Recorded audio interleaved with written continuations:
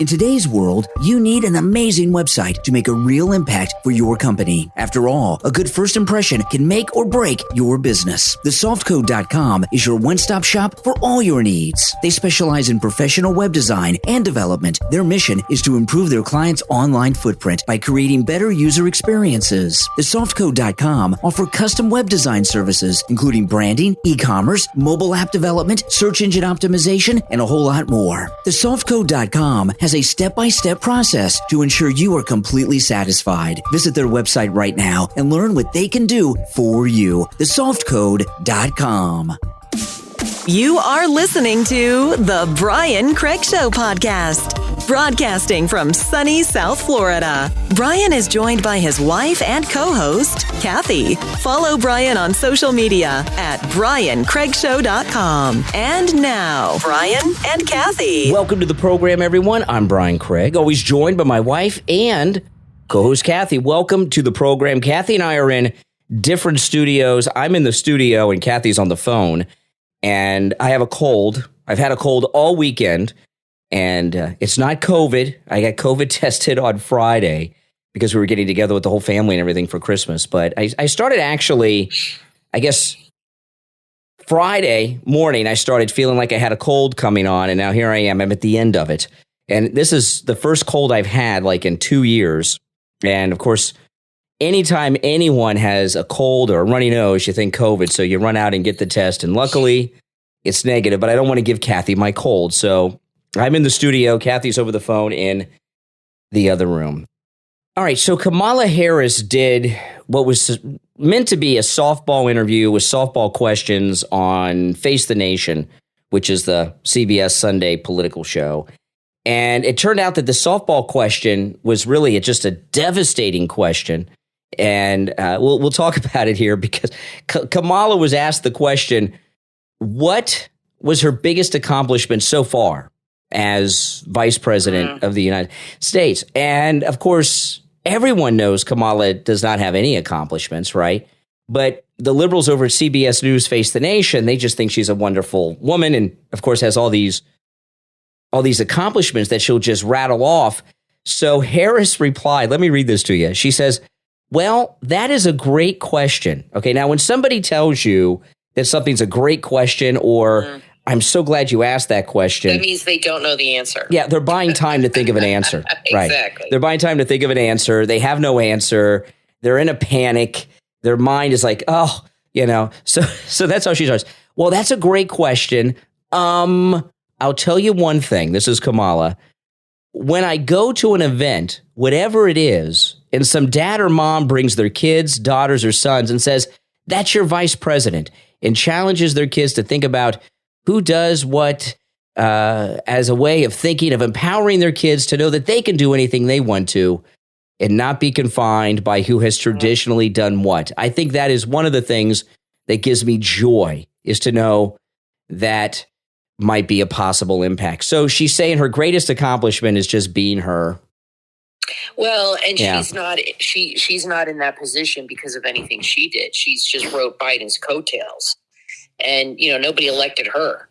So I don't know why. Not for vice president. They vote. So I don't know why she didn't even put herself there. You know what I'm saying? Yeah, she was just picked.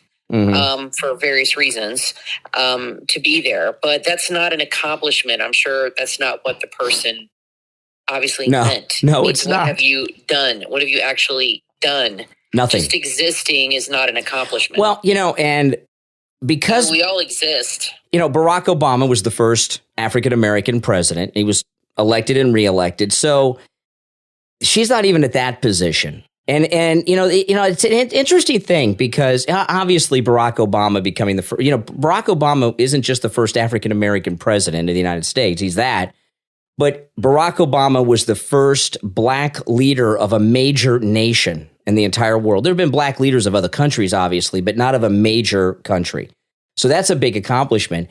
She's many years later, and she's not even at that level. And so she's not really a glass ceiling breaker like she and Hillary Clinton like to think they are. If Barack Obama hadn't been president, maybe it'd be a big deal. But, I noticed, and maybe some of you will disagree with it. If I sneeze, I apologize because I feel a sneeze coming on, Kathy. But I kind of noticed this when Obama became president in 2008. By the time that we had our first African-American president, it really didn't feel like a big deal. It just felt like a natural progression of things. You know, I mean, like if it was the 80s or the 70s, or maybe even the early 90s, it'd be like, wow, that's a big deal. But when it happened, it's like, okay. And now that we have a female vice president, it's not like a big deal. It's not like a time when you have like racism and segregation and sexism where women and blacks can't accomplish things. I don't know. Does that seem that way to you? I don't think it's as big a deal anymore because, like you said, I mean, there's pretty much equality everywhere, and exactly. People of all different races are doing all kinds of jobs and living all kinds of lives, and there's lots of women who have run for vice president. She's the first one to get there. Yeah, but we already had a black president. Ferrara ran in the early 80s. Yeah. And lost. She's not the first, right? But she still was a very, it was a big deal at the time. Sure. And I would say she was more of a groundbreaker than anybody because even though she didn't win, she was chosen. And back in the early 80s, that was a big deal because that was coming right out of the ERA movement and women's lib, and it was all brand new. And people scrutinized her much more for that. What Kamala has done is nothing groundbreaking or earth-shattering or anything. Exactly. Here's the deal. Nobody likes her, okay? Nobody. They're desperate to fix her image. I just read an article where she was consulting with Hillary Clinton, of all people, to fix her image. Oh, yes. Which I think is ridiculous. She should consult with Bill Clinton more than anybody because he's much more liked than Hillary. But she has an image problem. Everything she does is a disaster. It doesn't matter if they clean up her image because she's going to screw it up again. No doubt about it. Yeah. She just has horrible instincts. She's awkward. She's uncomfortable. She never knows the right thing to say. She's just not ready for prime time. Never, no. And it doesn't matter how many times they try to fix her image, how many puff pieces they do. Nobody's buying what she's selling. No. And, the more we talk about it, I'm starting to wonder if CBS's Face the Nation set Kamala up with that. Maybe it wasn't meant to be a softball. Maybe they don't like her either, and they were trying to make her look bad. Seems so. So did the reporter follow up with anything? No. Just went on to the next topic. You actually physically done? No. This wasn't Laura Ingraham doing the interview. It was, obviously Face the Nation. So maybe Face the Nation did try to set her up, make her look stupid. Maybe. Yeah. Even Biden doesn't like her, right? He wouldn't sit with her at the Bob Dole funeral. Yeah. Nobody does. I was just reading in one of the gossip magazines that her and her husband are having major problems. So maybe her husband doesn't like her either. They met online. No way.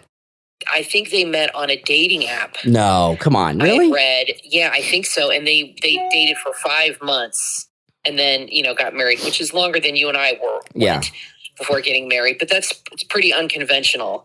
But, I think she was a senator at the time. And then she doesn't have like kids of her own. I think he was her first husband. Yes. This guy. Yeah, that's true. So she didn't get married till she was in her 50s. Never had children, which is okay, but it's not conventional. And then married this guy with 2 adult children, and you know what I mean? She's, it's kind of like Mayor Pete with adopting the 2 babies. I think that Kamala got married because, she had these political ambitions. That's what this article said. And she's got to be married to do it. This article said that she was a senator at the time and that she had ambitions to run for president. And she knew she had to be married to do that. And that's why she married this guy. Yeah. That's what this article basically said. It's like Mayor Pete, he figures he's got to have kids, to have the family, the whole family thing. I think she got married right before she got into the Senate, but she was like running for Senate, planning on running for Senate. Yeah. But she had political aspirations and I don't know, worked for Lindsey Graham. Of course, he's never been president, but you don't have to be married. But it's like the conventional way of thinking. Well, the difference is it's like Mayor Pete, Kamala Harris. It's all about fakeness, right? They have these fake images of themselves, and you never know what they're really like. They have this act like her with the shoes and the fancy videos walking off the plane and everything. Nothing's real. The problem with her is every time she opens her mouth, she says something stupid or does something stupid. Yeah. She's just awkward. She's very bad. I think she gets very nervous, and I'm sure they're coaching her and they're trying to help repair her image. But some people have it and some people don't. She just doesn't have it. She's just not meant to be a public person. No. And she just she's not charming at all. She's the opposite of charm. Yeah. Yeah. I mean, Hillary Clinton has no charm. None. That's why she's a loser. Likable about her. Kamala's worse as far as the charm goes and the charisma. They have zero charisma. Kamala has a negative charisma, and Hillary too. But I can't decide who's worse.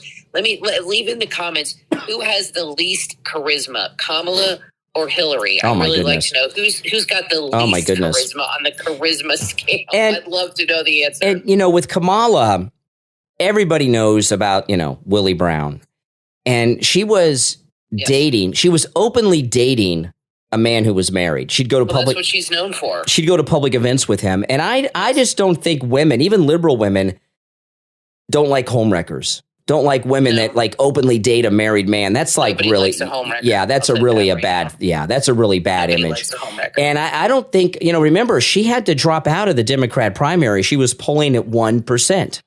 So even Democrats were rejecting her above all the other Democrats that were running for president in the primary. Now, I want to take a moment to thank all of our Patreon supporters for their support of the program. Thank you so much, everyone.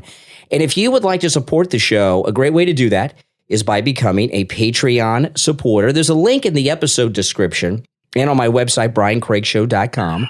The direct website address is patreon.com/Real Brian Craig Show.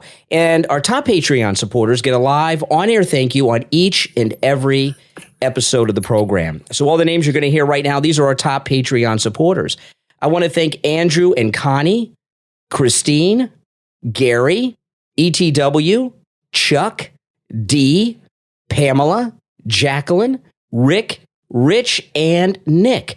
Our top Patreon supporters. Thank you so much, everyone, for your support. And again, if you'd like to become a Patreon supporter, there are great benefits to doing that, including commercial-free editions of each and every episode. The link is in the episode description. I'm Brian, always joined by my wife and co-host Kathy. We'll take a quick break and be right back. Don't go anywhere. Many times we hear that crises are opportunities, but to understand this, it's necessary to change the focus of how we see the context. This way, we can notice the ways that allow us to undertake what we think of as the new and what we want to manifest in our universe. The book from author Christian Franchini, Creativity in Times of Pandemic, available on Amazon, provides readers with 11 keys to develop your creative potential. Keys that you can implement in your daily life and discover a new universe of possibilities that will propel you towards the singularity of being. Since we can understand creativity as a key to a new state of consciousness that connects us with infinite alternatives, this requires reformulating the old patterns of information and beliefs to enhance the creative process in all its dimensions. This must-read book is a great gift for anyone who wants to manifest a new beginning in their life. Order your copy right now on Amazon. Creativity in Times of Pandemic from author Christian Franchini. Have you wanted to get involved in investing but didn't know how or even where to begin? Then visit exoticexpansion.com. Exoticexpansion.com offer financial education and tools to help users just like you grow financially. And don't worry if you're busy at work. They will send you stock signals through text and Discord, so you just follow their calls on when to buy and sell. It's that easy. They offer monthly and yearly membership levels to fit your budget. Membership includes one-on-one coaching, full-time advice, and stock calls. There's a members area where you can view their weekly picks, have access to their top 20 verified stock picks that always are updating, as well as a net worth tracker, and there's a lot more too. ExoticExpansion.com's goal is to provide you with the education that will enable you to achieve your financial goals. ExoticExpansion.com also have an app that's available in the Android store. ExoticExpansion.com. Crypto, stocks, Discord, tech signals, long and short-term trading, value investing, options, and financial education. It's all at ExoticExpansion.com. Imagine if you could combine your love of crypto with just about any vanity or lifestyle theme. Well, now you can at StellarShop.org. Stellar Shop brings themes to life in cryptocurrency and is the originator of vanity and lifestyle money in the new and exciting world of cryptocurrency. Align your money with causes you care about, like dolphins and sea turtles or anything in between. From Woodstock to medbeds, they have over 100 to choose from, so you can buy, sell, trade, or swap crypto on the Stellar XLM network. Stellar Shop also has over 20 charity themes that benefit from your usage. Grab your favorite Stellar wallet and join the revolution and the future of money through blockchain quantum finance. Stellar Shop also sets up custom-made business crypto and payment systems for any business. Get in on the crypto craze, and maybe you can be the one telling that next crazy crypto story. Visit StellarShop.org today for vanity and lifestyle crypto assets. That's StellarShop.org. You are listening to The Brian Craig Show podcast, broadcasting from sunny South Florida. Brian is joined by his wife and co-host, Kathy. Follow Brian on social media at BrianCraigShow.com. And now, Brian and Kathy. Welcome back, everyone. I'm Brian, always joined by my wife and co-host, Kathy. Thanks for tuning in, everyone, and make sure that you follow and subscribe on whatever platform you are listening to us on. All right, well, let's get right back into it. Now, I made a YouTube video on Christmas, which is, I don't usually do that. I actually had 2 videos I put up on my YouTube channel, live streams. I got up before everybody else in the house. So I did a live stream on the back porch at about 5 o'clock in the morning, Christmas morning. You always get up before everybody. Yeah, and our daughter's she's 22 now, so she doesn't wake up at 4 in the morning and want to open up her presents. So she slept in, and she used to, yeah. Kathy was sleeping in, my mother was sleeping in, and so I did a live stream on the porch in the dark. And then later in the day, a story came out about Candace Owens, and I did another live stream on YouTube about this late in the afternoon, early evening, Christmas. And Candace Owens, to me, has gone way, way over the line. I wanted to talk to you about it, Kathy, and I've gotten a lot of feedback from people on YouTube over this. And I'll just read this story from the Daily Mail. Candace Owens said Donald Trump only got the COVID booster and defended vaccines because he's too old to use the internet and read online things against it. And she went on this rant. You can go and watch my YouTube video about it. I played the audio of it there, where she said he was born before television, which is not true, by the way. He was born in 1946, and TVs were already in people's homes, and he grew up in the golden age of television, and that he was born before the internet, and he relies too much on newspapers and things like this, and doesn't go to obscure websites and Rumble and things like this, and doesn't, get good information. And it was one of the nastiest things. The way that Candace Owens was talking about President Trump was the way you would describe Joe Biden. Old, checked out, doesn't know what's going on. And, I've never trusted Candace Owens. I've talked about this for a long time, and I've gotten a lot of people giving me a hard time about it, because the reason I didn't trust her is because when she first started out, I think she was on Periscope, which doesn't exist anymore. And this was during the first campaign when President Trump ran against Hillary, and she was a never Trumper. But then she, the red pill, she became a conservative. And I've always said, never trust a never Trumper. There are some never Trumpers like Mark Levin that have come around, but you always got to keep your eye on these people.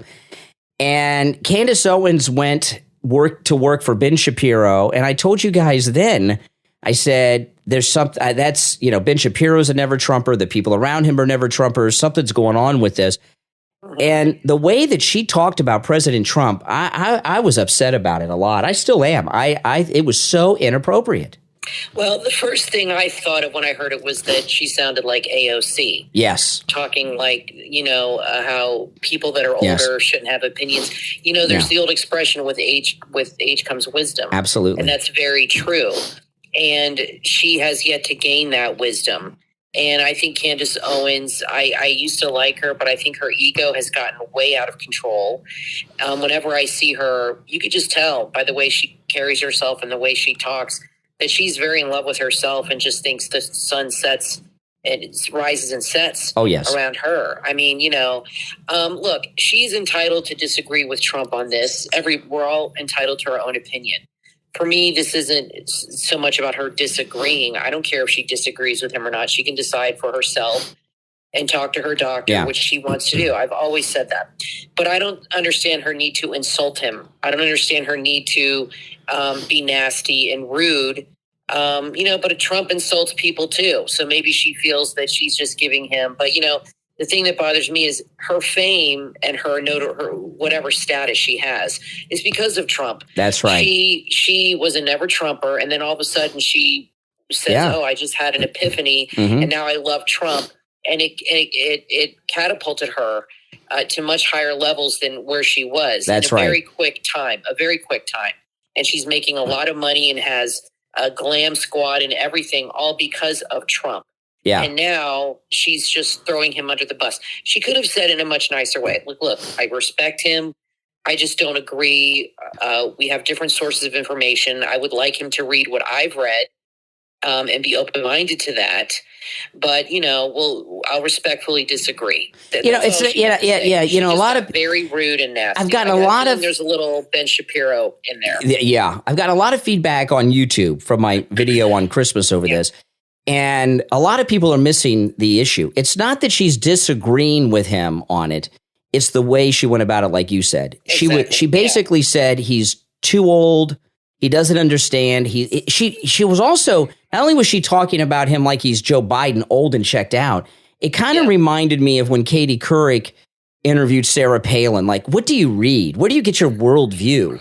You understand what I mean? As a way to that's how she was with him. And I think there's a couple things in play. I think you're right. The Never Trumpers with Ben Shapiro.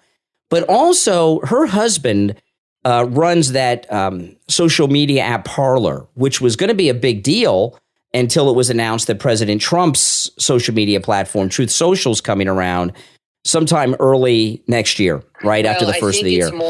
I'm sure that's a factor. But for me, I feel... Ted Cruz announced that he's probably going to run. And I'm not happy about that either. A lot of Never Trumpers were Ted Cruz people when he ran before. And they see a crack, whether it's perceived or real. They see a crack in the MAGA movement with this vaccine stuff. And I feel they see a way to take advantage of this. And they're going to try to slowly chip away and divide MAGA over this issue. I think that's more of what this is about because I think they're secretly behind Ted Cruz more than anything. They see him as what the party should be, and they always have. And I feel that they feel, okay, we can divide MAGA this way.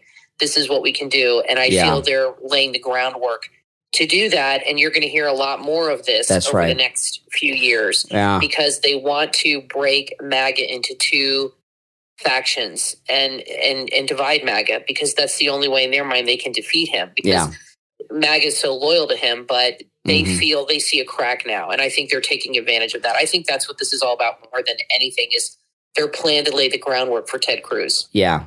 Yeah. Well, it's interesting you say that because on my YouTube recommendations today, Smear Kanish came up. He's got his CNN show, and he was talking about just that.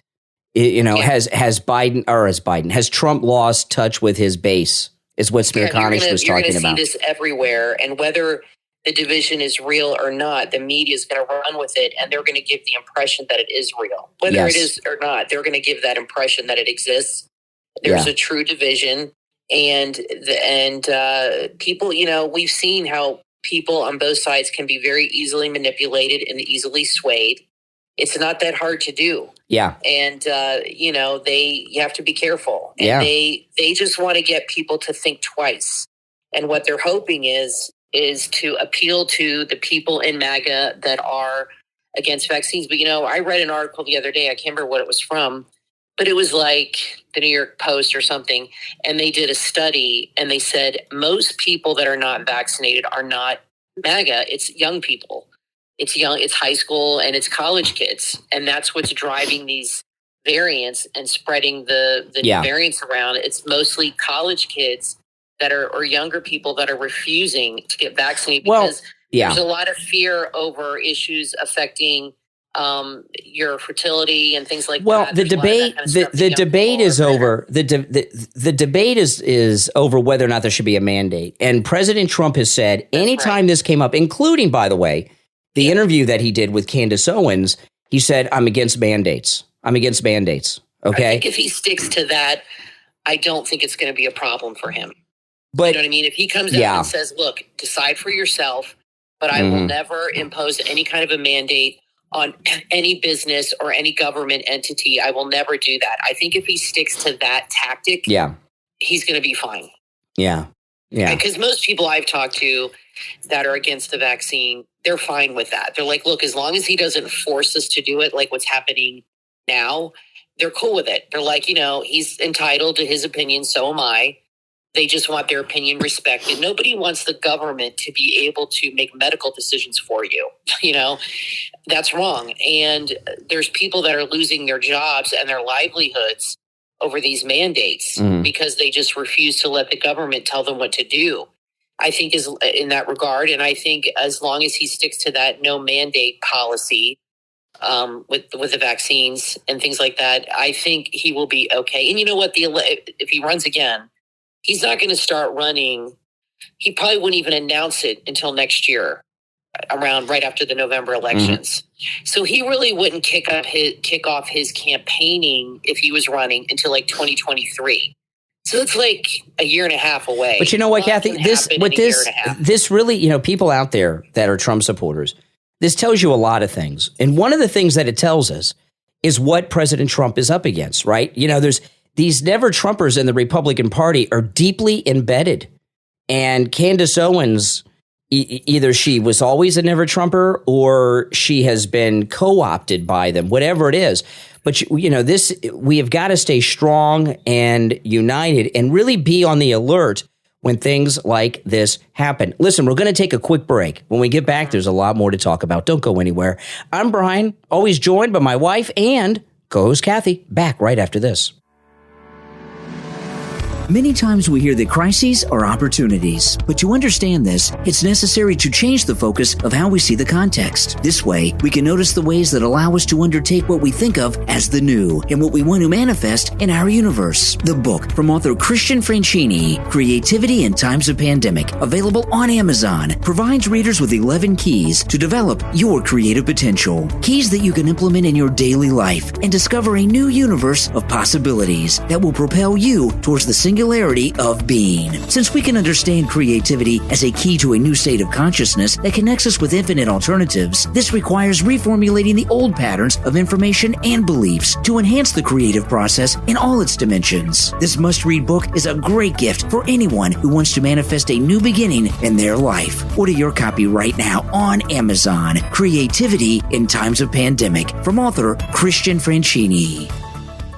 Have you ever dreamed of being wealthy using real estate? If you answered yes, there's a podcast you will want to add to your playlist. Big Fat Real Estate Checks, hosted by Marco Kozlowski. Available on all podcast platforms. It's a podcast about investing in U.S.-based multifamily real estate. If you want to replace your JOB income with passive income for life, host Marco Kozlowski's proprietary systems and processes can help you get there. And you don't necessarily need money or credit to do it. Marco has been in real estate for over 20 years and has learned lessons, horror stories, and an entertaining and fun way of teaching you how to win the game of cash flowing real estate without breaking the bank, without risk, and without using any of your credit. He has hundreds of successful students who used his systems and processes to replace their income and retire. Check it out today and learn from Marco. His podcast is filled with valuable information that you can actually use. You will learn how to build real, generational wealth. No get-rich schemes here. At Big Fat Real Estate Checks with host Marco Kozlowski to your playlist right now. Available wherever you listen to podcasts. From author Sylvia Greif comes the young adult fiction book Ella Green and the Kingdom of Abood, available on Amazon. This is book one of a trilogy and introduces readers to Ella Green, a 14-year-old girl. Her first adventure reveals the mysterious bond she shares with Mother Nature and her encounter with the wise tree, charting her own self-discovery along the way with the help of her best friend Joe and her loving uncle, who unwillingly has to lay bare an unbelievable secret. Ella summons all her courage to face the many dangers along the road. The adventure starts in the present day at Waldig Boarding School on the shores of Lake Geneva in Switzerland. As Mrs. Green drives her daughter back after the summer holidays, Ella has no idea that the discovery of an ancient bracelet and a scroll she found at an antique desk will change her life forever. The formidable school is the connecting link in an adventure that will time travel readers through the continents and centuries in search of the mysterious kingdom and the magical book of Name, the most powerful manuscript ever written. Ella Green and the Kingdom of Abood from author Sylvia Greif, available on Amazon. Order your copy right now. You are listening to the Brian Craig Show podcast, broadcasting from sunny South Florida. Brian is joined by his wife and co-host, Kathy. Follow Brian on social media at briancraigshow.com. And now, Brian and Kathy. Welcome back, everyone. I'm Brian, always joined by my wife and co-host Kathy. Oh, man, this cold. I haven't had a cold like in 2 years, and when you've been well for 2 years, you get a cold. It's like, it's like a freight train. Yeah. But finally, I'm getting over it, thankfully. So I just saw this article popped up during the break. Kamala Harris says, this is in the same interview she did on Meet the Press that we were talking about at the beginning of the show. Kamala Harris says democracy and the climate crisis are the biggest national security threats facing the United States. She also stands by Biden's decision to withdraw from Afghanistan and puts the blame on Trump. Okay, I don't know what she means by democracy. The climate crisis, I mean, come on. You know, if rising sea levels are a problem, why did the Obamas buy a mansion on the ocean? Why do all these people live in mansions on the ocean? Exactly. I mean, they all do. Nancy Pelosi was going to buy a place in Jupiter right on the beach. Yeah. Bernie has places on the beach. The Obamas have places. They all live in places on the beach. Yeah. You're right. If they were really concerned with the oceans rising, and I've said this before, people have made adjustments over the last 20 years since An Inconvenient Truth came out to fit this climate change lie. They even changed how cars are made. We used to have to get our cars' emissions checked every year. And they changed cars, so you no longer have to do that. They don't give out the same emissions. People are recycling more. We're doing a lot more than we did 20 years ago. So how come nobody talks about all the good that's doing? Exactly. Nobody's talking about the improvements that have been made because of those things. Exactly. Because the problem is climate change is a lie. I mean, everybody wants a clean planet. We want to, we don't want pollution. We don't want to be like China where you can't even breathe. We want clean air and clean water, like Trump says. But this whole idea that we affect the climate and the weather is ridiculous. There's no proof of it at all. And all the changes we've made have had zero impact. Why are things worse if man is making these changes? It is an excuse that they use for their corruption. They can't come out and tell you they're corrupt, so they have to have an excuse for the things they're doing. Exactly. For the taxes they're passing, for the deals they're making.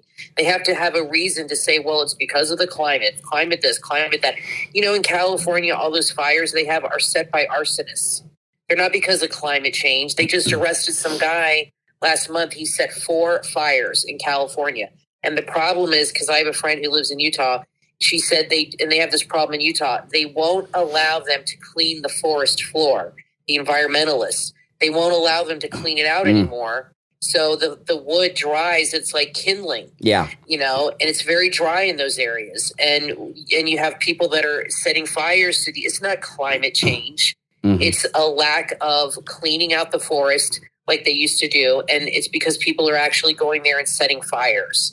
But they lie and tell you on the news that these fires and hurricanes, there's a lot of books about hurricanes that happened in Florida from 100 years ago or in Texas, hundreds of years ago. Hurricanes are not new. Bad hurricanes are not new. They've had Category 5 hurricanes forever.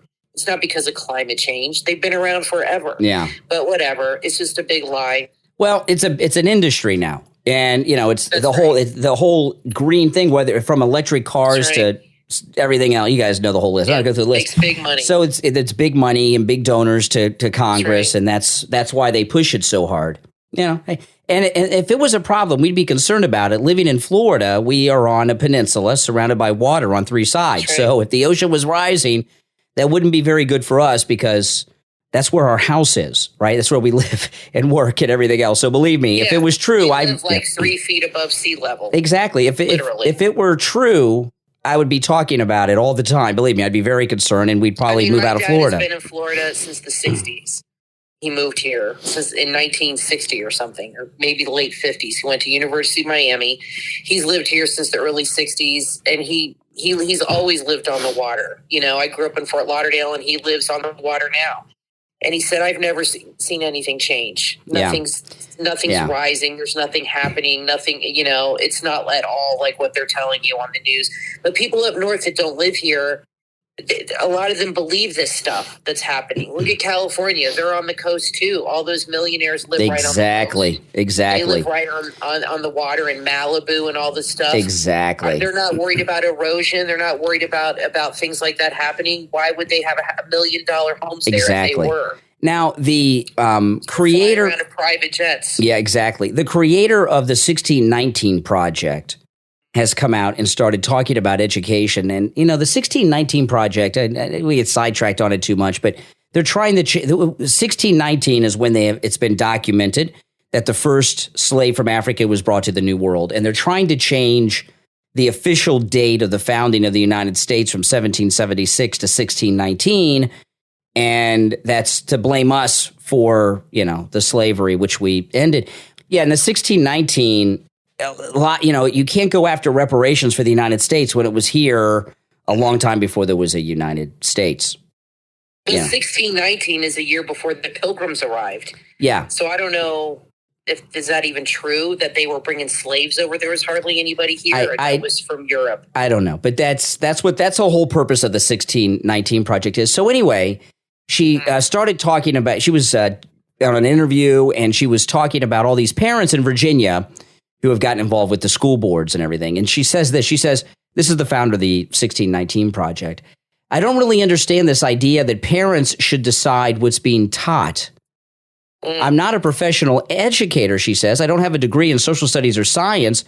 We send our children to school because we want them to be taught by people who have expertise in the subject area. Well, if you're teaching math, math is math. But if you're teaching history and social studies and things like this, you can bring in a lot of opinion. And that's the problem. And parents are supposed to have a say in what goes on in their child's education. This idea that you just send them off to school and let the government decide everything, that's a new one to me.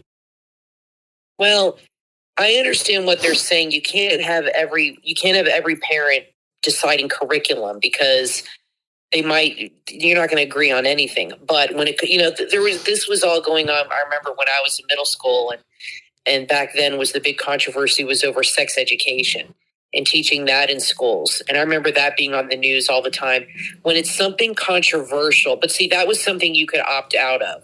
I remember my mom, I took sex ed in 6th grade in health class, and my mom had to sign a form to get me in. And if she didn't sign the form, those kids had to go to the library. Yeah. But now it's like, now they just want it. So it was a controversial thing. And the way they solved that problem was parents could opt out. There's no opting out of this. When you have the kids in a classroom, they realize, and I think this happened with Obama more than anything, they realize they have a captive audience of young minds that are very easily impressionable. And they figured, well, we can start them young here with these kinds of ideas because they have to sit there and listen to what we have to say. Yes. But when you're teaching something that is beyond the realms of basic academics, okay, this is beyond reading, writing, and arithmetic. And algebra and English or language arts. This is actually a political thing that they're teaching. And it's not accurate to history to teach kids that white people are born racist. That's not historical. And I know they're trying to make it out like it's just a history lesson that we don't want to teach our kids because we're afraid of it. No, that's not what it is at all. I agree that maybe things in history need to be more taught than others. That's fine. But this is more of like dividing people, and it's a social justice thing that they're trying to do. They're trying to shift the thinking, and actually from an early age trying to teach kids that your race determines your behavior and your outlook on the world. That's right. There's plenty of underprivileged white kids, okay? There are. And there's plenty of rich black kids. I mean, at our daughter's school, she said the richest girl in her school was a black girl. Both her parents were doctors. And she said she was the richest kid. She had the nicest car and everything. And there's plenty of poor white kids around. So it's not a matter of race. It's economics more than anything. But to go in and teach kids from an early age, you're inherently racist. You're born that way just because that's the opposite of what we used to be taught. We used to be taught that children were not born racist, that it was taught by their parents. That's right. And that is true, because when you see little kids playing together, they don't even think about those things. That's right. You know what I mean? Yeah. The race is not an issue. They just have fun together. The divisions come as they get older, and they're influenced by family or society or critical race theory, things like that. That's right. That's right. Well, listen, we're all out of time for today. I'm Brian Craig, always joined by my wife and co-host Kathy. Hope everyone had a great Christmas, and we'll be here throughout the week as well, New Year's week. So we'll talk to you next time. There's a podcast that you will want to add to your playlist, Warriors for Christ. That's the number 4. Warriors for Christ is a Christian podcast providing biblical teaching without the doctrines of man. In other words, they like to let the Bible explain itself. The format includes non-denominational readings and teachings from the Bible. They also have interviews and whatever the Lord puts on their hearts to present. Life in this world can be very stressful and filled with anxieties. Warriors for Christ will give you the biblical information you need to help deal with all life has to bring. Warriors for Christ confronts many false doctrines which are pervasive in this age and what some call the church in a box. And they also offer a full gospel ministry. Find Warriors for Christ on Podomatic, Apple Podcast, Google Podcast, Player FM, Stitcher, Deezer, Amazon Podcast, and Spotify. Warriors for Christ. Share the podcast on all of your social media so your friends can listen to Warriors for Christ. That's the number 4. Add it to your playlist right now.